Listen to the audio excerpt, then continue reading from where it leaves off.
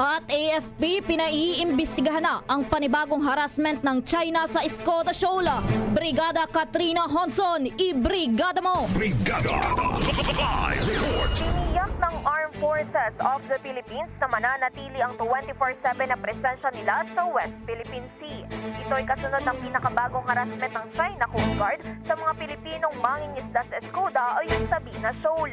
Una na kasi iniulat na nitong Oktubre, hinarang daw ng CCC ang grupo ng mga mangingisdang Pinoy habang papunta sa Skoda. Batay sa isang mangingisda, isang malaking CCC vessel ang humarang sa kanilang daraanan, 30 miles ang layo mula sa Skoda, kung saan ginamit pa ng CCC ang dalawang speedboat para mangharas sa kanilang grupo. Sabi ni AFP Western Command Commander Vice Admiral Alfonso Torres Jr., magiging masusi ang investigasyon at pakikipag-ugnayan nila sa mga ahensya upang magsagawa ng tamang hakbang hinggil sa panibagong harassment ng China.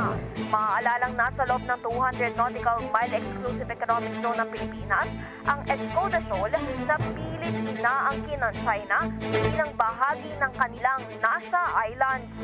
In the heart of changing lives, ito si Brigada Katrina Honson ng 105.1 Brigada News sa Manila, the Music and News Authority. Brigada Balita Nationwide sa